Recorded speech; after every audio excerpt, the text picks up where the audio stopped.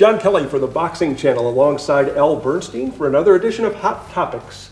Our look at the latest news and events in the world of boxing. Elle, a lot on the table today. Boy, is there ever. You know, right now in boxing, not only do we have all these great matches that are happening, but there's so much news that's being made in what is turning out to be one of boxing's best years in a long time. And that's good for the game and good for boxing fans. Circle September 14th on your calendar, MGM Grand Garden Arena, the site. It's Floyd Mayweather Jr. against Canelo Alvarez. Elle, your earliest impressions of the fight? Yeah, one of my big impressions is how good this is for boxing. And, you know, I'm not a cheerleader for the sport, I cover it, but the fact of the matter is it's important that this fight be made right now. And I think it's important for a couple of reasons. One, the Mayweather-Pacquiao fight never happened. And so in the mainstream sports media and to some casual fans that drop in on the sport, they have what I think is a misperception that the most important matches haven't been made in boxing in the last 5 or 6 years, when I think that's wrong. For the most part, they have been made.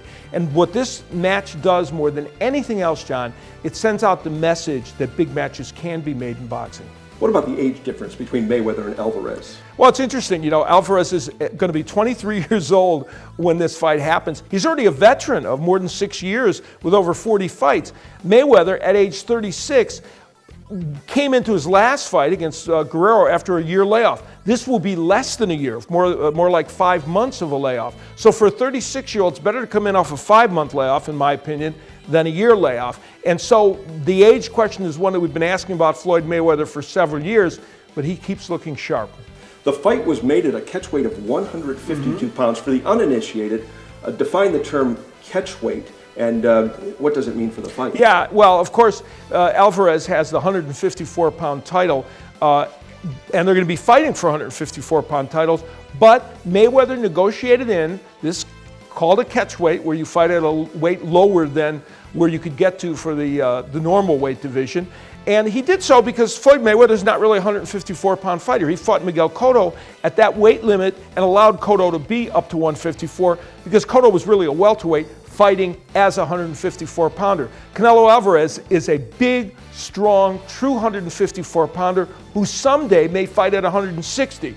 And as it is, by doing the fight at 152, at the end of the day, Alvarez, when he actually steps in the ring against Mayweather, is going to be a good 10 or 12 pounds bigger than him. Let's go from Floyd Mayweather Jr., many people feel he's the pound-for-pound champion of the world, to Andre Ward, who deserves to be, I think, in the same sentence. Ward can fight. 26-0. He won the gold medal in the 2004 Summer Games in Athens, WBA super middleweight champion.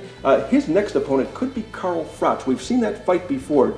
Hot topic number 2, does Froch deserve another shot at Andre Ward? Yeah, I believe he does. And I think it's a kind of a fight that makes sense at 168 pounds, because Froch coming off his rematch with Mikkel Kessler, in which he avenged one of his 2 losses as a pro. The other loss was to Andre Ward. So he would dearly like to get a chance to avenge that loss. And the reason the fight makes sense is there's no one else at 168 for Andre Ward really to fight. He would have to move up to 175. He's already beaten one of the light heavyweight champions, Chad Dawson, albeit at 168 pounds.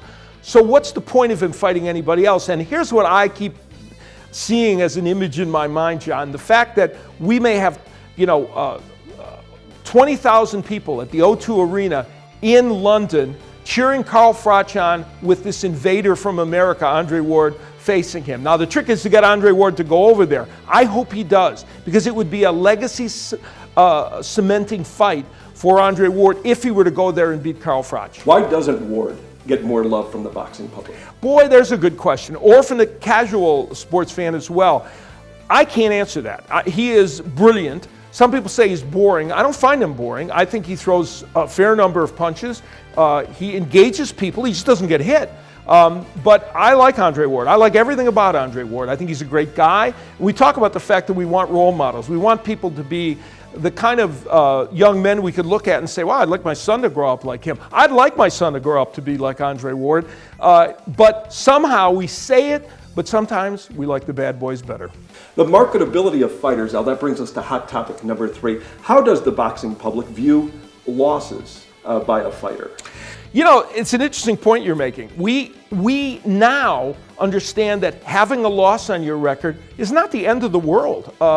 And the folks over in mixed martial arts have kind of helped teach boxing a lesson. In mixed martial arts, there's many champions who have a number of losses.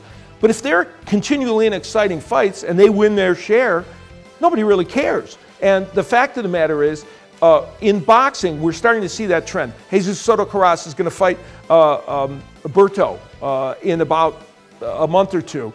And that's a fight we're going to show on Showtime Championship Boxing. Berto lost his last fight. Soto Karass has lost a number of fights. They're exciting fighters. And so why not put them in there? Manny Pacquiao lost 2 fights in a row. Big fight with Brandon Rios, who, by the way, lost his last fight. But honestly, I don't care, because I think that's going to be a great match. That concludes another edition of Hot Topics. Thanks for joining us today. For Al Bernstein, I'm John Kelly, reporting for the Boxing Channel.